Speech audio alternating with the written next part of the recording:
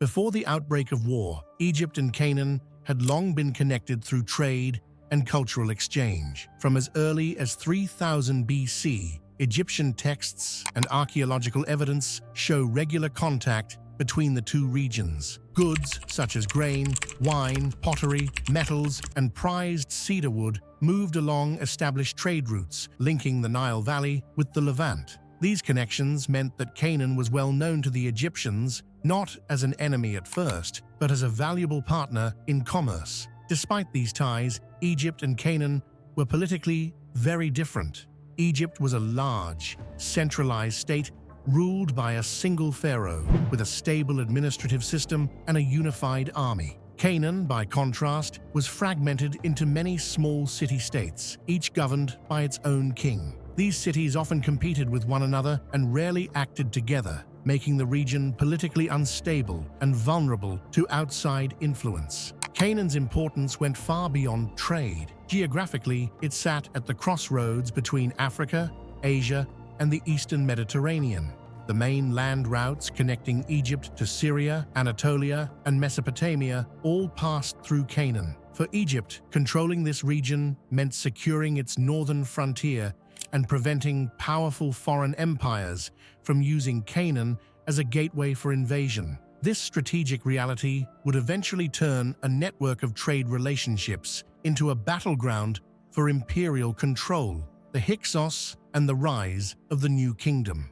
In the 17th century BC, Egypt faced one of the greatest shocks in its history with the rise of the Hyksos. Centered in the Nile Delta, the Hyksos rulers formed Egypt's 15th dynasty and controlled much of northern Egypt for over a century. Later, Egyptian sources portrayed them as violent foreign invaders from Canaan who burned cities and oppressed the population. Although modern historians suggest their rise may have been more gradual, regardless of how they came to power, their presence shattered Egypt's long-held sense of security. Resistance to Hyksos rule emerged in southern Egypt, where local dynasties based in Thebes refused to submit. The conflict escalated into a series of wars of liberation, led by the Theban kings Seqenenretau and his son Kamosi.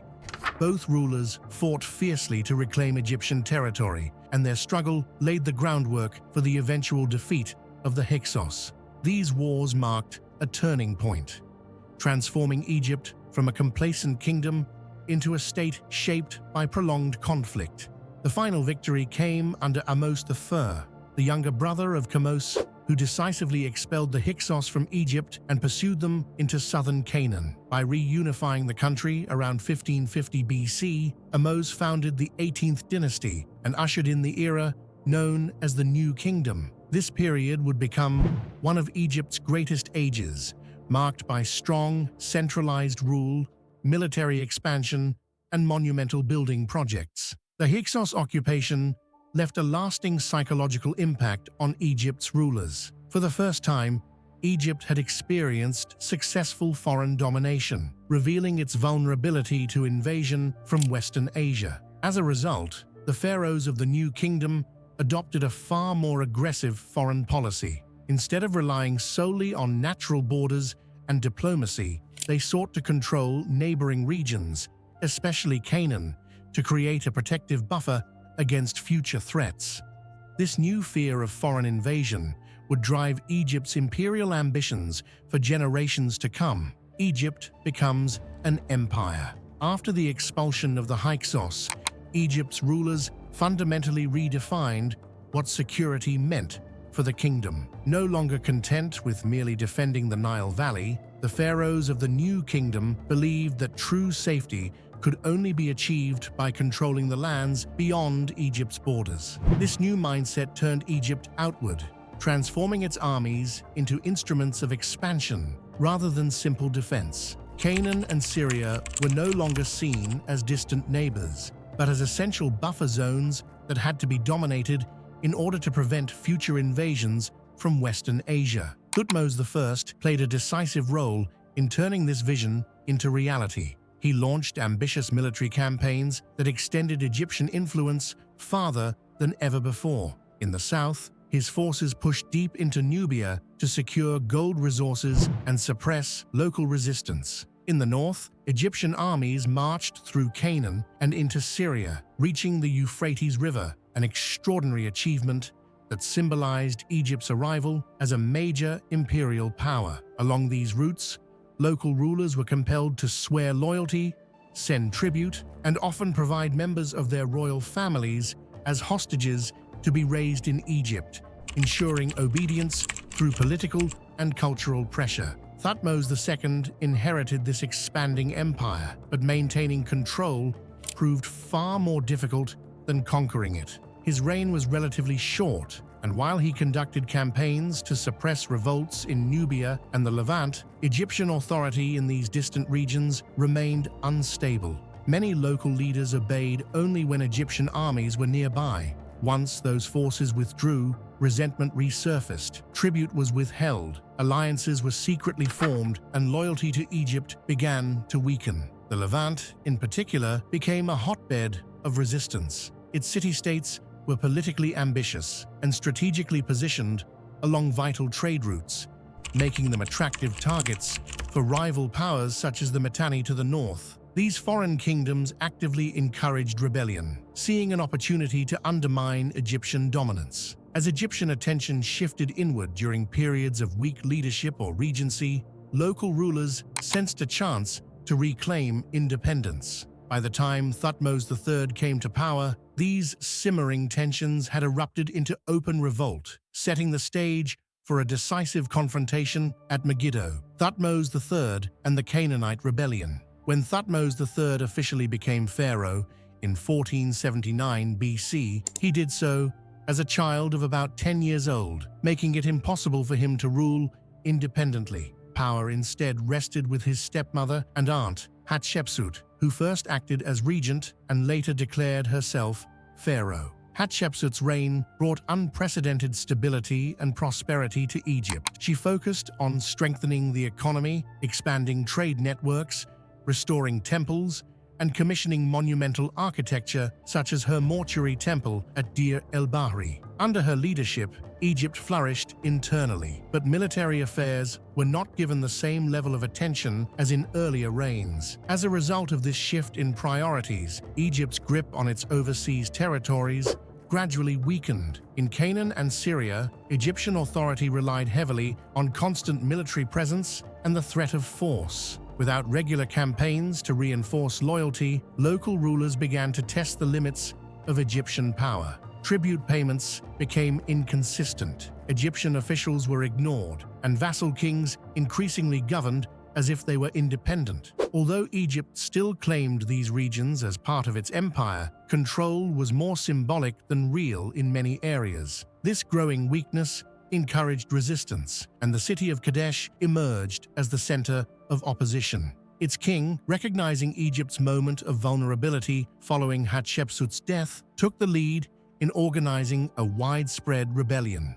He forged a coalition of Canaanite and Syrian city-states, many of which had long resented Egyptian domination. The rebels were not acting alone. They were likely supported diplomatically or strategically by the powerful kingdom of Mitanni, which sought to expand its influence in northern Syria and undermine Egyptian authority. Megiddo was chosen as the stronghold of this rebellion for both strategic and symbolic reasons. Situated at a crucial junction of the Via Maris, Megiddo controlled the main land routes connecting Egypt to the Levant and Mesopotamia. It was heavily fortified and ideally positioned to block any Egyptian advance into the region. By assembling their army at Megiddo, the rebel coalition effectively challenged Egypt's control over Canaan and threatened its access to vital trade and military corridors. For Thutmose III, newly ruling alone after Hatshepsut's death, the rebellion was not only a test of his authority, but a decisive moment that would determine whether Egypt remained an empire or lost its hard-won dominance in the Near East, preparing for war. As news of the rebellion reached Egypt, Thutmose III moved quickly to prepare for war. He assembled a large and well-organized army at the frontier fortress of Sile in the eastern Nile Delta. Although exact numbers are uncertain, most historians estimate the Egyptian force to have numbered between 10 and 20,000 men. The core of the army consisted of infantry armed with spears, axes, short swords, and large shields. Supporting them were elite chariot units, typically crewed by nobles and archers, which represented the most advanced military technology of the age. These fast and mobile chariots would play a decisive role on the battlefield, giving Egypt a tactical advantage over its enemies. Speed was critical to the campaign, and Thutmose III demonstrated exceptional logistical skill. From Sile, the Egyptian army marched rapidly along the coastal route toward Canaan, covering roughly 240 kilometers to Gaza in just 10 days. For an army of this size, moving with soldiers, horses, chariots, food supplies, and equipment, this pace was remarkable. After reaching Gaza, the army continued northward to the town of Yehem, where it paused to regroup. The swift advance was designed to prevent the rebel coalition from fully consolidating its forces and to signal that Egypt's new ruler was neither weak nor hesitant. Equally important to Thutmose's preparations was intelligence gathering. Scouts were sent ahead to monitor enemy movements, assess terrain, and report on the strength and position of the rebel army. Traveling with the expedition was Thutmose's personal scribe, Cheneni, whose detailed records would later be carved into stone at the Temple of Amun at Karnak. These reports provided crucial information about possible routes to Megiddo and the disposition of enemy forces. In a campaign where geography and timing would decide everything, accurate intelligence and effective scouting gave Thutmose the knowledge he needed to make bold strategic decisions that would soon define his reign. The three roads to Megiddo. As the Egyptian army reached the town of Yehem, Thutmose III faced a critical strategic choice that would determine the course of the entire campaign. From this point, there were three possible routes leading toward Megiddo, each with its own advantages and risks. The decision was not merely about distance, but about surprise, safety, and the ability to deploy a large army effectively on the battlefield. The first option was the northern route, a longer but relatively safe path that led across open terrain to a plain north of Megiddo. This road allowed ample space for troops and chariots to move and form up for battle, reducing the risk of ambush. The second option was the southern route through the valley of Dothan, which ended southeast of Megiddo near the town of Karnak. Like the northern path, it was considered safer and provided room for maneuvering, but it also added significant time to the march. Both of these routes were predictable, and it was likely that the Canaanite coalition expected the Egyptians to choose one of them. The third route was the most direct and the most dangerous. Known as the Aruna Pass, or Musmus Pass, it was a narrow corridor cutting straight through the hills toward the plain in front of Megiddo. In some places, the pass was so tight that soldiers and chariots would be forced to move in single file, making the army extremely vulnerable to ambush. If enemy forces were positioned along the heights, the Egyptians could have been trapped and destroyed before reaching open ground. Because of these risks, Thutmose's war council strongly advised against using this route. Despite their warnings, Thutmose III made a bold and calculated decision. He believed that the enemy would assume Egypt would take one of the safer northern or southern routes and would concentrate their forces there. By choosing the Aruna Pass, Thutmose aimed to achieve complete surprise and strike the rebels before they were fully prepared. Rejecting his advisor's caution, he declared his intention to advance through the pass, staking the success of the campaign and his reputation as a ruler on a single, daring gamble. The Battle of Megiddo, 1457 BC. In the spring of 1457 BC, Thutmose III's gamble paid off. After successfully leading his army through the narrow Aruna Pass without encountering serious resistance, the Egyptians emerged onto the plain in front of Megiddo and caught the rebel coalition completely by surprise. The Canaanite forces, expecting the Egyptians to arrive from the north or south, were poorly positioned to respond to an attack from this direction. This sudden appearance disrupted their plans and denied them the opportunity to organize an effective defense. Thutmose III deployed his army in a carefully planned formation. The Egyptian forces were arranged in a concave line divided into three main divisions. One wing extended to the northwest of Megiddo to block potential escape routes, while the opposite wing held the enemy in place. Thutmose himself commanded the center, a powerful statement of royal authority and confidence. As the battle began, Egyptian infantry advanced alongside chariot units, whose speed and mobility gave them a decisive edge over the rebel forces. Aftermath and historical legacy. Although Thutmose III had won a decisive victory on the battlefield, the war was far from over. Instead of immediately pursuing the fleeing enemy, many Egyptian soldiers stopped to loot the abandoned rebel camp, which was filled with chariots, weapons, livestock, and valuable goods. This pause allowed the surviving Canaanite leaders and their troops to retreat behind the walls of Megiddo.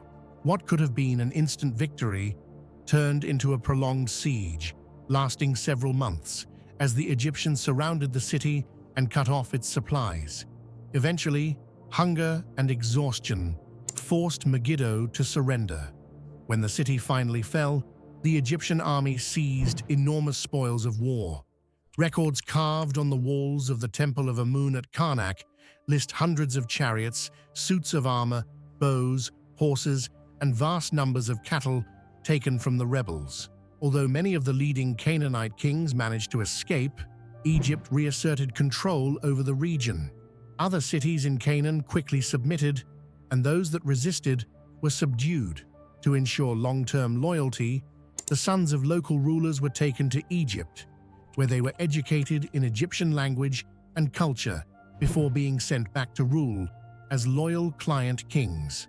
The Battle of Megiddo holds a unique place in history because it is the earliest battle for which detailed written records exist. Thutmose III's campaign was carefully documented by royal scribes, and these accounts provide rare insight into Bronze Age warfare, including troop movements, strategic decisions, and the conduct of battle. Unlike earlier conflicts known only through archaeology or legend, Megiddo allows historians to reconstruct events with remarkable clarity. For Thutmose III, Megiddo marked the beginning of a legendary military career.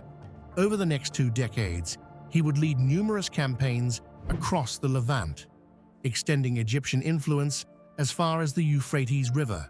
His victory at Megiddo secured Egypt's empire in Western Asia and established him as one of the greatest generals of the ancient world. Long after his death, Thutmose III was remembered as the pharaoh who transformed Egypt into a true imperial power, and the Battle of Megiddo remained a symbol of strategic brilliance and military dominance.